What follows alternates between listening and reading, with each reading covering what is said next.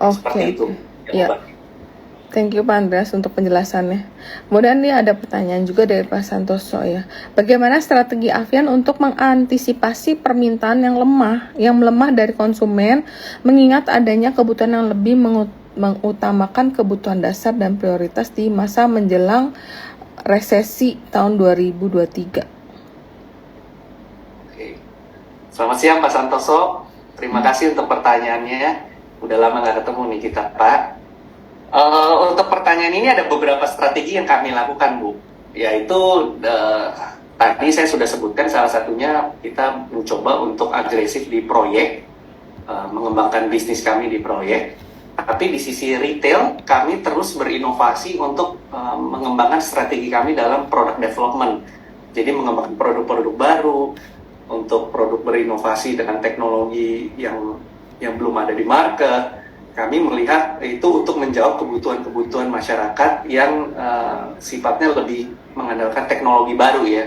Jadi kami memiliki tim research and development cukup besar, lebih dari 70 orang berfokus di mengembangkan produk baru. Nah, di luar mengembangkan produk baru, kami juga mengembangkan produk-produk yang lebih ekonomis, yang lebih efisien tadi ya. Dan itu dari sisi produk. Kemudian dalam hal mengembangkan distribusi, kami juga terus berkomitmen untuk mengembangkan jaringan distribusi kami.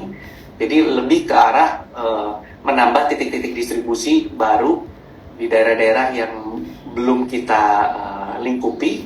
Dan kami melakukan program loyalitas terhadap dua hal, yaitu terhadap tukang cat dan terhadap toko bahan bangunan yang cukup besar. Kami ada dua jenis program loyalitas terhadap nasabah kami, di mana nasabah kami yang utama yaitu toko bahan bangunan. Dalam hal loyalitas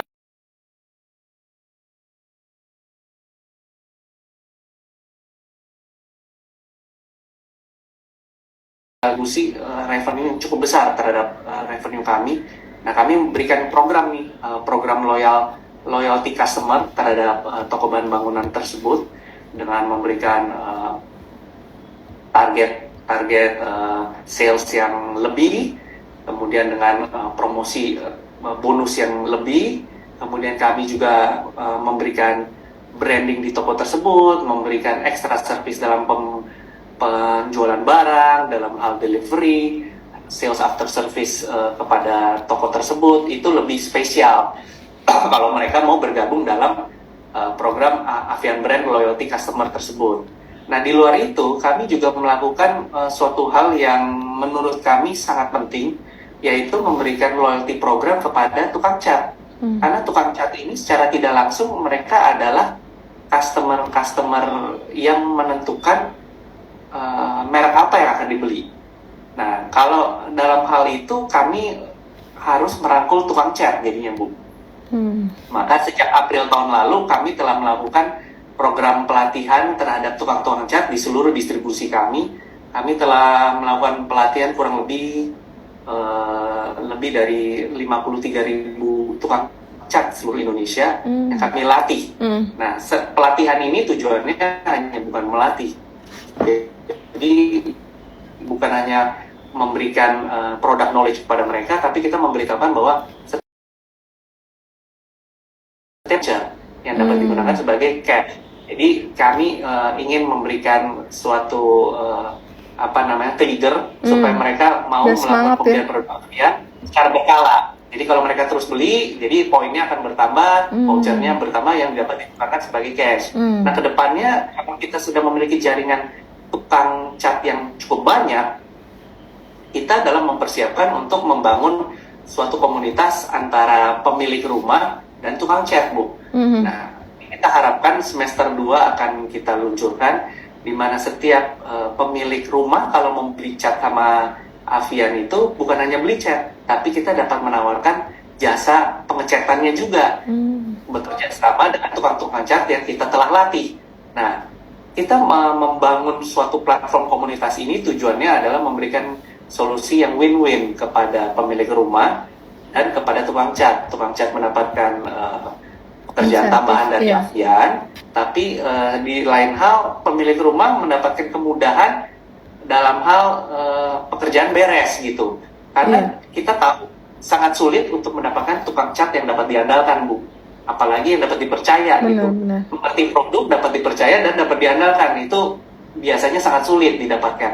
Nah, kita mencoba menjembatani hal itu, mencontoh dari apa yang telah dilakukan dari pemain cat di India, Asian Paints. Kita manajemen telah melakukan survei hal ini beberapa tahun lalu dan mempraktekannya itu di India, sampai manajemen terbang ke India untuk mencoba hal ini, dan itu sangat bagus, responnya sangat baik, sehingga kita akan coba menerapkan hal ini di Indonesia, Bu. Nah, kita berharap dengan melakukan strategi produk, strategi pengembangan distribusi, mengembangkan promosi-promosi dan branding terhadap media-media juga di radio, televisi, Instagram, TikTok. Kita juga melakukan loyalitas program kepada toko bahan bangunan dan tukang cat. Kami harapkan strategi kami memberikan dampak yang positif untuk meningkatkan pengembangan bisnis kami, walaupun sangat menantang ya kondisi industri bahan bangunan itu di Indonesia. Kami bisa lihat dari hal pemain-pemain industri semen, keramik, bahan bangunan itu dalam hal yang sangat sulit saat ini, Bu. Tapi kami tetap percaya, optimis, kami dapat melalui masa-masa sulit ini dengan strategi-strategi yang jitu yang telah kami siapkan, Bu Rita. Iya, ya percaya sih Pak, karena nih company udah lama banget ya, udah 4 dekade, jadi bukan perusahaan yang baru, udah up and down bisnisnya udah sangat diantisipasi sebelumnya. Iya, Bu, betul. Oke, ini kemudian ada pertanyaan yang sangat menarik nih ya, terkait dibangunnya IKN. Apakah apa strategi perusahaan untuk penetrasi ke pasar di sana dan bagaimana peluangnya? Baik, terima kasih pertanyaannya Pak Udin. Kalau dalam hal IKN, kami telah memiliki jaringan distribusi yang cukup solid di Kalimantan Timur, khususnya di daerah Kalimantan Timur. Penjualan kami itu nomor 1 dibandingin pemain-pemain lainnya. Tapi dalam hal project, kami juga tidak tinggal diam. Kami berusaha untuk mendekati konsultan-konsultan dari pihak yang mendesain arsitektur dari IKN, Pak. Jadi kami akan ikut berpartisipasi dalam proyek-proyek pemerintah, khususnya di IKN juga. Oke, jadi peluangnya harusnya cukup oke ya, karena memang di sana salah satu yang terbesar ya Pak ya, berarti ya. Iya, Bu. Oke, bagaimana dengan program CSR dari Avian untuk mencat rumah-rumah ibadah dengan lingkup Pancasila, yang semua rumah ibadah 6 agama itu untuk mendukung semangat dan kebinekaan di Indonesia? Ya, kalau dalam hal itu CSR, kami juga aktif melakukan CSR terhadap fasilitas-fasilitas umum dari negara, bukan rumah ibadah saja, Bu. Jadi dari semuanya, berbagai fasilitas umum dari Pemda. Kalau ada kesempatan, kami dengan senang hati selalu aktif untuk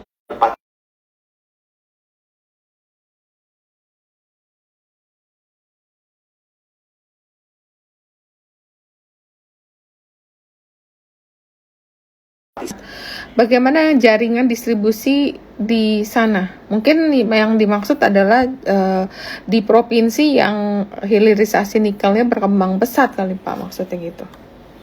Iya. Kami sudah lebih dahulu malah memiliki jaringan titik distribusi di kota-kota di dekat area pengembangan tambang nikel di daerah itu sih, Bu. Jadi harusnya kami sudah siap untuk mengantisipasi pengembangan hilirisasi nikel ya di Indonesia, Bu. Khususnya apalagi Indonesia Timur kan kebanyakan kan pembangunan proyek-proyek tambang nikel itu di Indonesia Timur gitu. Jadi kami kalau dilihat dari titik distribusi yang tadi di materi presentasi, kami sudah ada gitu, Bu. Oke. Oh ya, terus Pak, untuk pembangunan pabrik yang di Cirebon, berarti ini pabrik ketiga ya Pak ya? Betul, Bu. Oh, berarti udah mulai pembangunan ya? Karena kan targetnya 2025 selesai ya, kurang lebih 2 tahun ya? Iya, jadi kami baru saja mendapatkan izin AMDAL dan izin membangun pabrik itu di awal Februari 2023 ini. Kami sudah melakukan proses cut and fill Nah, targetnya akan selesai dalam waktu 3 tahun sampai 2025. Memiliki tanah kurang lebih 12 hektar di sana, dan target kapasitas produksinya total 225.000 metrik ton. Sedikit lebih besar dibandingin pabrik kami yang di Sidoarjo yang sudah umurnya lebih dari 40 tahun, Bu. Itu pabrik Sidoarjo kami 213.000 metrik ton. Yang di Serang itu kurang lebih 99.000 metrik ton. Oh, yang Jadi di sana kalau agak dikit. pabrik Cirebon ini jadi, kapasitas kami harusnya double dari apa yang kami miliki, hampir double dari apa yang kami miliki dari 2 pabrik, Bu. Nah, kenapa kami tetap membangun pabrik Cirebon walaupun utilisasi rate dari pabrik kami ini masih jauh di bawah 80%. Jadi utilization rate kami tahun 2022 itu sekitar 60%.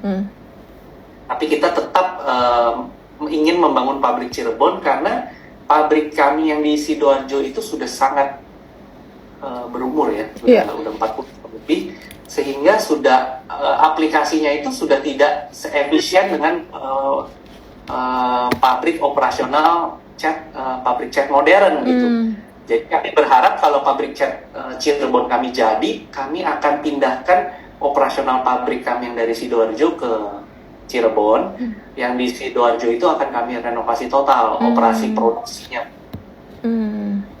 Oh, oke. Iya sih, ini udah dari jadi pabrik pertamanya ya, nanti akan ada istilahnya peremajaan kembali kali ya Pak ya, kayak gitu. Oke.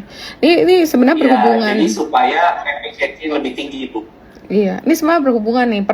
Pabrik cat di Indonesia ini mereka memiliki profit margin yang sangat sehat, sangat besar, sangat baik. Walaupun size-nya misalnya lebih kecil dari Avian, tapi minimum 50% dari net profit-nya itu mereka bisa nikmati. Gitu, Bu. Misalnya kita tahun 2022 lalu net profit margin kita itu kan di level berapa tuh? 20,9%. Nah, kalau misalnya kita pabrik yang lebih kecil, misalnya 10%, bisnis mereka lebih kecil, net profit mereka lebih kecil, tapi 10% aja masih sangat baik gitu, Bu. Apabila perusahaannya tidak bermasalah, tidak ada dispute antar pemilik, buat apa mereka jual bisnisnya? Jadi hal itu yang merupakan tantangan buat kami untuk melakukan akuisisi di Indonesia. Jadi kita masih coba terus mencari kesempatan untuk melakukan inorganic growth dengan memiliki dana yang cukup besar yang kami dapat dari IPO kemarin, Bu. Oke. Kemudian tapi ini juga ada yang menarik nih Pak. Kayaknya nih banyak sekali penambahan kepemilikan saham oleh pemegang saham. Jadi biasanya kalau orang bilang itu smart money nih. Smart money ini keep on buying. PT Wira ada melakukan pembelian, dan juga ada PT Tankop ya kalau nggak salah ya Pak, ada penambahan kepemilikan saham juga nih, mungkin karena harganya udah cukup menarik ya Pak ya untuk diinvestasikan, makanya ada istilahnya kalau kita biasanya tadi saya bilang kayak smart money in, jadi ada yang mulai masuk. Tadi kan kita sebenarnya udah ngomong mengenai RUP siapa yang nanti akan tanggal 13. Nah, ada nggak sih Pak indikasi kira-kira total dividen payout ratio yang akan dibagikan tuh berapa sih? Kalau kepemilikan saham tadi, PT Wira dan PT Tankop itu adalah pemilik-pemiliknya dari Pak Wiono dan Pak Hermanto, Bu. Nah, mereka berpikir nilai sahamnya Avian saat ini itu sudah sangat menarik dan sangat murah. Benar sih. Dibandingkan harga waktu IPO. Sekarang mungkin valuasinya sekitar 27 kali, dibandingkan waktu IPO itu kurang lebih 35 kali, Bu. Benar-benar. Volume bisnisnya kita berharap akan tetap berkembang ke depan. Nah, jadi untuk kembali ke pertanyaan dividen, kami merasa kami memiliki company policy, yaitu akan membagikan minimum 50% dari net profit. Dan hal itu akan ditentukan pada tanggal 13 April ini, Bu. Di mana kami berharap kami dapat memberikan porsi yang lebih besar dari 50%, karena kami belum ada tanda-tanda signifikan untuk melakukan akuisisi inorganic growth. Jadi kita manajemen berharap akan disetujui untuk memberikan nilai dividen payout ratio lebih besar dari 50% sih Bu. Oke.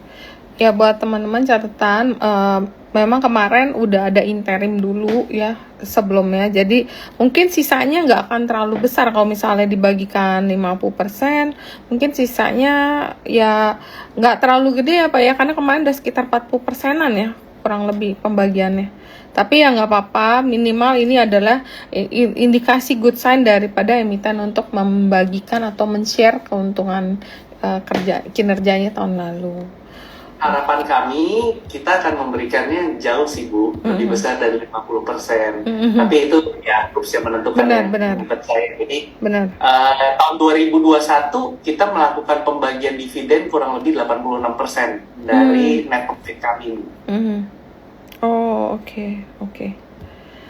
Ini mungkin teman-teman kalau masih ada pertanyaan boleh sebelum nanti kita masuk ke technical review ya. Kalau misalnya ada yang mau nanya lagi, iya nih banyak sekali nih. Oh ya mungkin Pak Andreas bisa juga cerita ke teman-teman siapa sih kira-kira pemegang saham Avian yang paling banyak. Kelihatannya banyak dipegang oleh institusi besar ya Pak ya. Iya nih, jadi yang floating di market itu kan pemegang sahamnya 90%-an itu pemiliknya adalah investor asing Bu. Jadi dari 18,9% yang floating di market itu ya investor asing. Kami sangat berharap ada partisipasi dari local investor, baik retail maupun local institutional investor untuk ikut membeli saham Avian. Karena bisnisnya sendiri merupakan bisnis yang sangat solid, memiliki fundamental yang sangat kuat, dan kami merupakan perusahaan yang fokus bisnisnya di industri cat aja. Jadi kami sangat percaya, kami yakin market share kami akan terus berkembang selama 10 tahun, 20 tahun ke depan itu untuk tetap menjadi market leader dari perusahaan cat. Nah kalau dibandingkan dengan valuasi terhadap perusahaan-perusahaan cat yang lain, sayangnya di Indonesia itu kita tidak ada pembanding Bu. Hanya perusahaan cat Avian yang melakukan TBK di Indonesia. Mungkin investor lokal ini perlu diberitahukan bahwa kalau dibandingkan dengan pemain-pemain cat di dunia, valuasi Avian itu bukan valuasi yang sangat mahal. Valuasinya mungkin di level menengah atau sedikit di bawah menengah gitu. Jadi di saat ini ya Bu ya, di harga saat ini. Jadi merupakan kesempatan bagi teman-teman investor lokal untuk coba melihat kinerja Avian, memiliki potensi untuk berkembang ke depan, untuk memberikan keuntungan bagi investor-investor di Indonesia Bu.